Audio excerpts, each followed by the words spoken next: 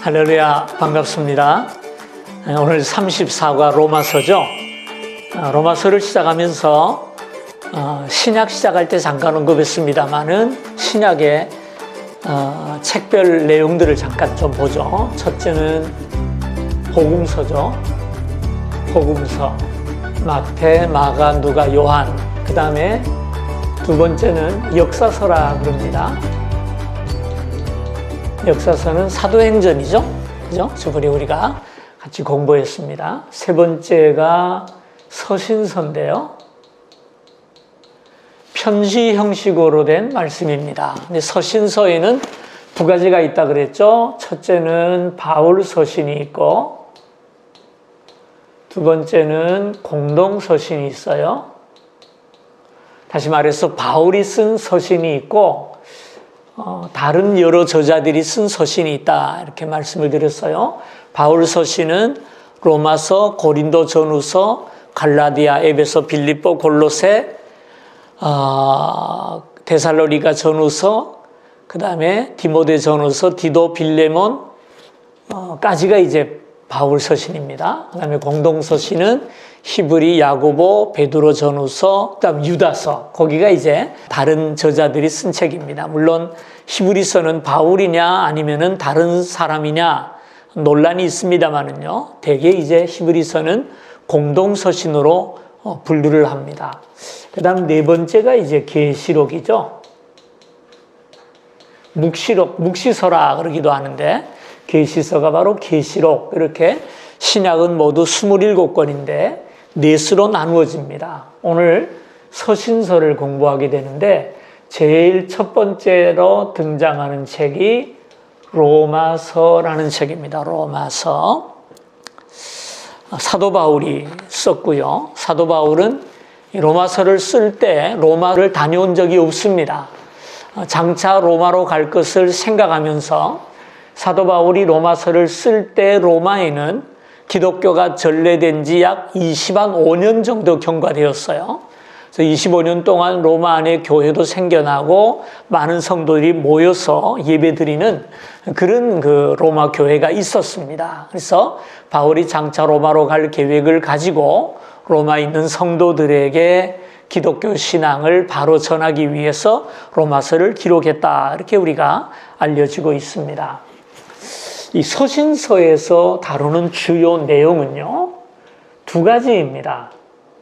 하나는 교리예요. 그 당시에 초대교회 성도들에게는 성경이 없었지 않습니까? 그래서 예수님께서 이런 말씀을 하셨다더라라고 전해 들은 것 외에는 별로 없어요. 그래서 이방교회에 사도가 한번 왔다 하면은 이건 정말 난리 나는 일입니다. 온 성도들이 모여서 부흥회하고 예수님 말씀을 가장 직접적으로 들을 수 있는 방법이 그거였죠. 그러다 보니까 신앙이 많이 약하죠. 참된 진리 안에 서지 못했고 또 올바른 교리가 없다 보니까 이단들도 많이 생겨났어요. 내가 예수님의 제자였다 하면서 사기꾼 같은 사람들도 교회 많이 돌아다녔고, 그러다 보니까 이들을 신앙으로 바로 세울 필요가 있었어요. 그래서 사용된 것이 사실은 서신입니다. 바울의 서신, 요한의 서신, 베드로의 서신, 다 그런 내용들입니다. 그래서 서신서의 제일 큰 내용은 교리에 대한 내용이 많았고요. 두 번째는 교회가 무엇인가라는 겁니다. 교회. 주님이 교회를 세우셨는데 교회는 어떤 곳이며 무엇을 해야 하는가라는 이 교회에 대한 개념이 상당히 중요했어요. 제가 아는 선배 목사님 가운데 한 분이, 이분은 사회생활을 하다가 다 나이가 들어서 신앙생활을 시작하고, 그리고 신앙생활을 하고 나니까 복음에 사로잡혀서 신학을 하고 목회를 한 겁니다. 그러니까 이분은 교회 생활을 별로 해보지를 못했어요. 은혜를 받자마자 신학교를 들어왔고, 신학교 들어와 공부 바치니까 바로 목사가 돼가지고 그 다음에는 바로 개척을 했어요. 어디 부목사라든지 전도사도 한번 안 해보고 바로 개척을 한 겁니다. 그렇게 이제 개척을 해서 목회를 하다 보니까 참 안타까운 것이 교인들이 조금 모여서 교회가 성장할 만하면은 쪼개지는 거예요. 교회가 쪼개져요. 그리고 또는 또 어느 정도 교회가 섰다 싶으면은 쫓겨나기도 합니다. 이분이. 예? 교회를 사임하고 옮겨가게 돼요. 그래서 굉장히 고생을 참 많이 하신 분이세요. 한 번은 저를 만나서 같이 이야기하는 가운데 그런 얘기를 하시더라고요. 그 목사님 말씀이, 내가 지금 목사가 돼가지고 목회 경력도 한 20년 되는데 아직 나는 교회가 뭔지를 모르겠다. 그런 말씀을 하세요. 교회가 무엇인지를 모르겠다.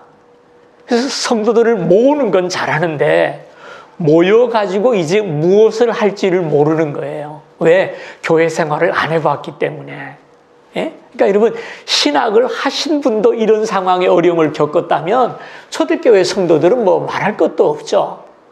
그래서 이제 교회마다 분란이 나기도 하고 또 쪼개지기도 하고 시험에 들기도 하는 교회들이 참 많이 있었어요. 그래서 사도 바울이 서신서를 기록하게 된 이유가 교회가 무엇인지, 하나님의 교회가 어떤 일을 해야 하는지를 알리기 위해서 대개 서신서의 주제는 이 두 가지 주제로 기록된 것을 우리가 보게 됩니다. 자, 그러면 이제 로마서를 공부합시다.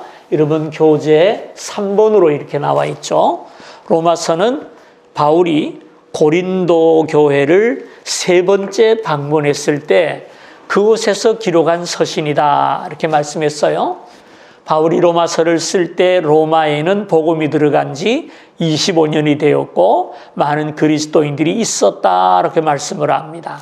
그리고 바울은 그때까지 로마 교회에 가본 적이 없어요. 그러면서 로마 성도를 향해서 편지를 썼는데 이 로마서의 중요성이야말로 정말 뭐 무엇이라고 비교할 수 없을 만큼 기독교회에서 참 중요한 서신입니다. 로마서가 없었더라면 기독교 교리가 세워지는데 더 많은 시간이 흘렀을 것입니다. 그러나 이 로마서를 통해서 사도 바울이 우리 기독교 신앙의 교리에 하나의 기초를 놓았다 할 만큼 너무나 중요한 말씀입니다. 그래서 어떤 분은 그런 얘기를 했어요. 성경이 하나의 반지라면 그 반지 가운데 박혀있는 빛나는 보석이 있다. 그 보석이 바로 뭐냐? 로마서다. 그렇게 말을 했어요. 이 로마서를 여러분 좀 주의 깊게 잘 좀 읽어보신다면 여러분의 삶에 놀라운 은혜를 입게 될 줄로 압니다. 제가 부목사로서 중등부를 지도할 때가 있었어요. 중등부를 지도할 때 그 중등부의 부장님으로 계셨던 집사님이 계셨어요. 성씨가 좀 특이하게 경씨인데요. 그 경집사님이 부장님으로 일을 하시고 나는 이제 교역자로 일을 하는데 그분의 신앙이 참 순수하고 진실하고 너무 참 좋아요. 그래서 제가 한번 그분한테 물어봤어요. 집사님은 어떻게 예수를 믿게 됐습니까? 그랬더니 그분 얘기가 자기가 예수 믿기 전에는 부인을 그렇게 핍박을 했답니다. 부인을 핍박을 했대요. 그래서 새벽기도 갔다 온 문 잠그고 문 안 열어주고 성경을 막 찢어버린 적도 있고 그랬대요. 그런데 어떻게 예수를 믿게 됐습니까? 그랬더니 한 번은 혼자 생각이 마누라가 너무 불쌍해가지고 저거 좀 건져줘야 되겠다. 기독교로부터 건져줘야 되겠다. 그러려면은 내가 기독교를 알아야 되겠다 생각이 들더랍니다. 그래서 이제 믿는 친구들한테 기독교를 잘 알려면 어느 성경을 먼저 읽어야 되냐 물어봤더니 로마서를 읽으라 그러더래요. 그래서 이분이 로마서 쪽복음을 가지고 그걸 여기 와이셔츠 포켓에 넣고 건설하시는 분인데요. 맨날 현장을 오고 갈 때 버스 안에서 그걸 읽었다는 거예요.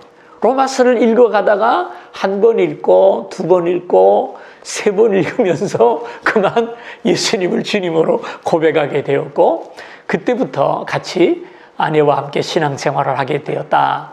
그런 고백을 제가 들은 적이 있어요. 기독교를 생판 모르는 사람, 핍박하는 사람도 로마서를 정독하면 신앙을 가지게 돼요.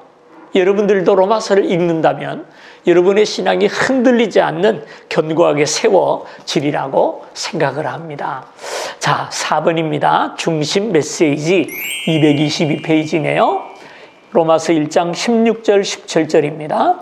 내가 복음을 부끄러워하지 아니하노니 복음은 모든 믿는 자에게 구원을 주시는 하나님의 능력이 됨이라. 복음에는 하나님의 의가 나타나서 믿음으로 믿음에 이르게 하나니 기록된 바 오직 의인은 믿음으로 말미암아 살리라 함과 같으니라. 이 로마서의 중심 메시지이자 성경을 한마디로 요약하면 이겁니다. 오직 의인은 믿음으로 말미암아 살리라.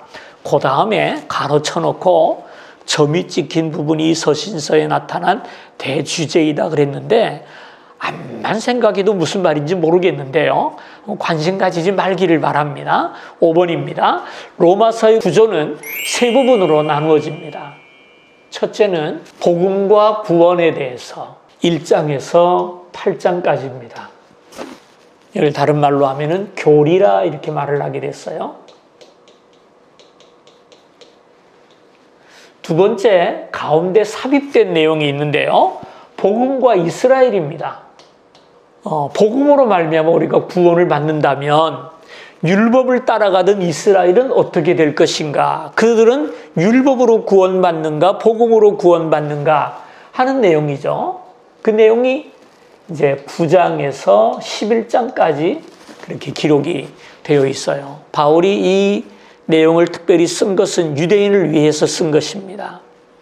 바울은 전 세계로 복음을 전하러 다니면서 이방인을 대상으로 전도했지만 늘 마음에 걸리는 게 있었어요. 그게 뭐냐 하면은 내 민족, 내 나라, 이스라엘 사람에 대한 부담감입니다. 그래서 그 가운데 삽입이 되어 있고요.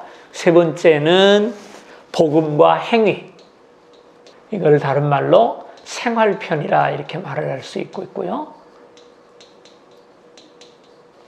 혹은 실천편 이렇게 얘기할 수도 있겠죠. 그래서 두 번째 내용은 삽입된 내용이라 생각을 하면 되겠고요. 로마서의 내용은 크게 두 부분으로 나눠집니다. 교리편과 생활편 이렇게 둘로 나누어지는데 사도 바울의 서신이 거의 대부분 이런 구조를 가지고 기록되는 것을 여러분 기억하시면 좋겠습니다. 자, 첫째로 6번으로 되어 있습니다만요. 6번은 본서의 구조의 1번입니다. 복음과 구원 1장에서 8장입니다. 이 1장에서 8장의 내용이 교리편이라 그랬는데요. 이 내용을 이렇게 보게 되면은요. 1장 1절에서 17절까지 여기는 하나의 어떤 로마서의 서론입니다. 여러 가지 인사와 복음이 무엇인가에 대한 선포가 있고요. 그 다음에 1장 18절에서 3장 20절까지 긴 구절입니다만은 이 구절에서는 복음의 필요성입니다. 왜 우리에게 복음이 필요한가 하는 내용이 여기에 나와 있습니다. 그 필요성이 뭐냐? 그것은 바로 죄 때문이죠. 20절의 결론이 그거죠. 모든 사람이 죄를 범하였음에 하나님의 영광이 이르지 못했다. 모든 사람이 죄인이다. 그래서 여러분 교재를 좀 보면은요. 첫째는 이방인의 죄에 대해서 1장 18절에서 32절에 나오고요. 두 번째는 도덕적인 사람들의 죄에 대해서 2장 1절에서 16절. 그 다음에 세 번째는 종교적인 사람의 죄에 대해서 유대인의 죄를 낱낱이 고발하고 있고요. 네 번째는 결국 모든 사람이 죄를 범했다 하는 내용이 3장 9절에서 20절까지 내용입니다. 그래서 여기 보면은요. 지금 이 사도 바울의 화살이 지금 어디를 향하고 있냐 하면은 유대인들을 향하고 있어요.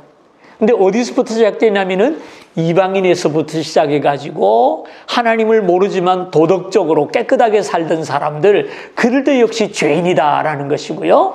그 다음에 유대인인 너희들은 나으냐? 너희도 똑같은 죄인이다. 그래서 모든 사람이 죄인이다. 모든 사람이 죄인이다. 그래서 우리에게 복음이 필요하다라는 내용입니다. 그래서 3장 21절을 보게 되면은요. 21절부터 5장 21절까지 내용인데요. 이 내용을 보게 되면 이제는 하고 말을 합니다. 뭐가 이제냐? 하나님의 의가 나타났다라는 말을 하고 있죠. 하나님의 의가 나타났다. 사람이 의롭게 되는 것이 행위로 말미암아 의롭게 되는 것이 아니고 하나님의 의가 우리에게 입히워질 때 하나님의 은혜로 우리가 의롭게 된다. 그래서 칭의, justify라는 단어인데요. 우리를 의롭다라고 불러주신다라는 말씀을 주시고 있습니다. 그래서 그 내용들이 여기 쭉 나와 있고요. 그 다음에 결론적인 내용이 5장 18절에 나오는데요. 한 사람의 범죄로 많은 사람이 정죄에 이른 것처럼 한 의로운 행위로 한 사람의 의로운 행위 바로 예수 그리스도의 의로 말미암아 많은 사람이 의롭다함을 얻게 되었다라고 5장 18절에 이렇게 강조하는 것을 보게 됩니다. 그리고 이제 6장에 들어가게 되는데요. 6장을 읽을 때 여러분 그 세 가지 동사 여러분 그 교재에 나와 있습니다. 우리가 알거니와 두 번째는 여길지어다. 그 다음 세 번째는 드리라라는 말씀입니다.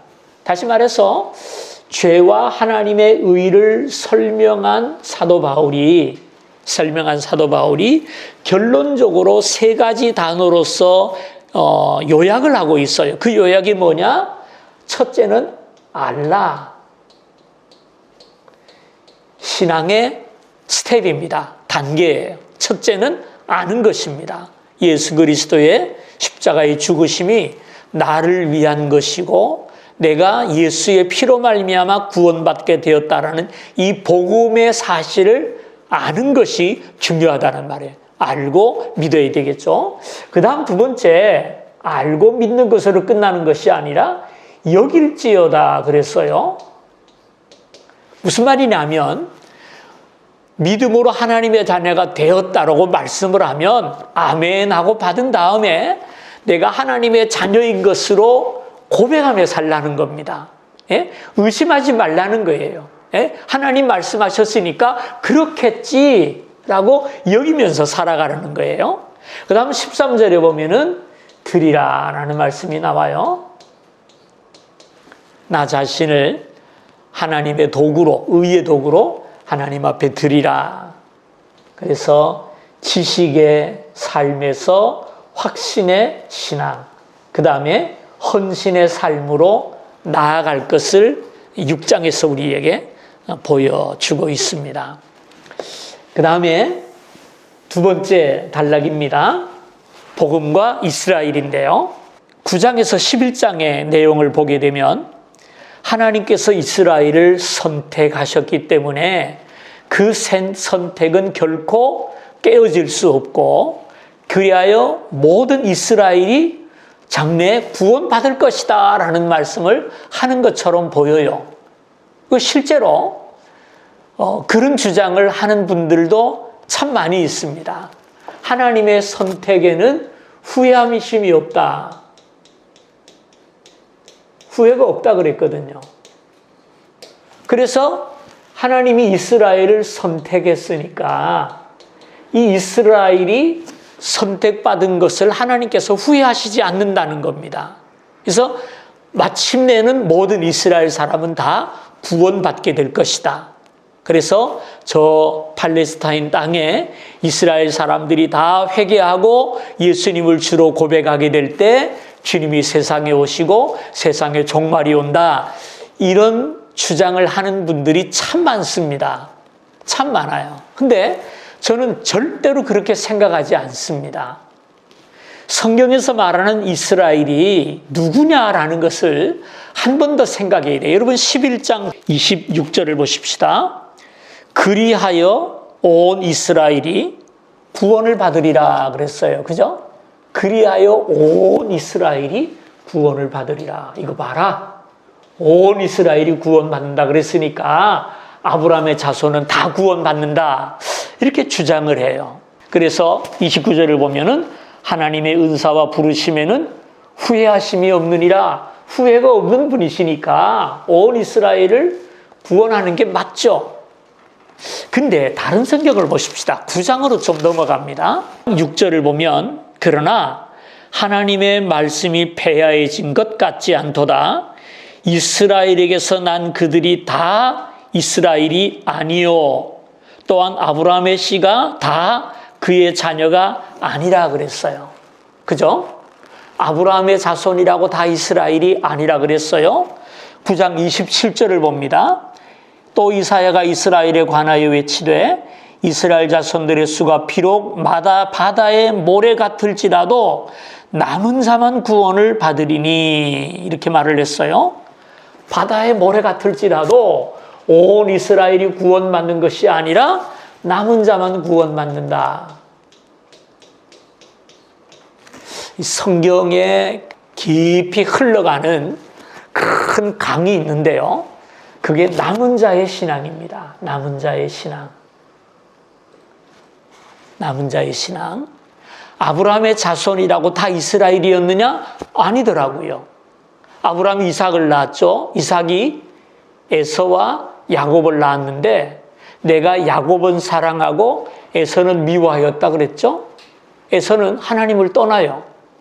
야곱에게서 하나님의 복음이 구원이 이어집니다. 그래서 에서와 야곱 가운데 야곱이 남은 자예요. 야곱에게 12아들이 있었어요. 12아들이 다 신앙 고백을 했고 다 이스라엘이었지만 결국은 10지파가 북이스라엘로 가서 타락해버리고 유다와 베냐민만 남았지 않습니까? 그래서 사도 바울이 나는 베냐민 지파 가운데 베냐민이다 이렇게 자기를 족보를 이야기하는 이유가 뭡니까? 자기가 남은 자라는 거예요. 12아들이었지만 10지파는 다 떠나가고 결국 2지파 그것도 나중에는 유다만 남지 않습니까? 그죠? 그러면 온 이스라엘이면 에서도 10지파도 다 구원받아야 됩니까? 아니죠. 아닙니다. 그러니까 이 시대에 이 온 이스라엘은 누구를 얘기하느냐? 여기 온 이스라엘은 구약과 신약의 남은 자를 얘기합니다. 남은 자. 날들어 주여 주여 하는 자마다 다 구원받을 것이 아니요 그랬죠? 그게 무슨 말이죠? 예. 주여 주여 한다고 구원받는 게 아니라 하나님의 교회 안에서도 남은 자가 구원받는 것이지 교회 댕긴다고 다 구원받는 거 아니에요. 우리가 기억하셔야 됩니다. 그 다음에 11장 마지막 절을 좀 봅시다. 이것은 칼빈주의의 대요절입니다. 이는 만물이 주에게서 나오고 주로 말미암고 주에게로 돌아감이라 그에게 영광이 세세 있을지어다 이렇게 말씀을 하죠. 모든 것이 주에게서 나오고 주로 말미암고 주에게로 돌아간다. 알파와 오메가 되시는 하나님을 다시 한번 고백하면서 11장을 끝을 내고요. 그 다음 세 번째 단락이 복음과 행위라 그랬죠. 생활편입니다. 이처럼 하나님의 은혜로 구원받은 자는 어떻게 살아야 하느냐. 12장에서 16장 생활편이라 그랬죠. 다시 말해서 그리스도인은 어떻게 살아야 하느냐. 내용이 단순합니다. 12장을 보면 헌신과 변화를 권고하죠. 그러므로 형제들아 내가 하나님의 모든 자비하심으로 너희를 권하노니 너희 몸을 하나님이 기뻐하시는 거룩한 산 제물로 드리라. 이는 너희가 드릴 영적 예배니라. 너희는 이 세대를 본받지 말고 오직 마음을 새롭게 함으로 변화를 받아 하나님의 뜻을 분별하여서 너희 자신을 하나님 앞에 제물로 드리라 라는 내용이고요. 13장은 그리스도인의 국가적인 의무를 얘기합니다. 우리가 하늘의 시민이지만 지금 이 땅을 살고 있어요. 그래서 내가 속한 나라와 국가에 대한 의무를 우리가 꼭 해야 합니다. 14장에 그리스도인과 연약한 신자, 다시 말해서 믿음이 약한 성도들을 대할 때 우리가 어떻게 대해야 하느냐. 교회 안에서요. 서로 판단하지 말고 서로 잘 용납하고 도와줄 것을 명령하고요. 15장에서는 이방인 신자와 유대인 신자는 그리스도 안에서 하나다라는 것. 다시 말해서 유대인으로 있다가 예수를 믿어 그리스도인이 된 사람이나 이방인으로 있다가 예수를 믿어 그리스도인이 된 사람이나 하나고 똑같이 차이가 있어서는 안 된다라는 내용입니다. 그래서 우리 그리스도인이 교회 안에서 어떻게 살아야 될지를 말씀했고요. 마지막 16장에 보면 사도 바울의 인사말이죠. 로마 교회 성도들에게 인사말을 하는데 보면은 로마 교회 성도들을 잘 알고 있어요.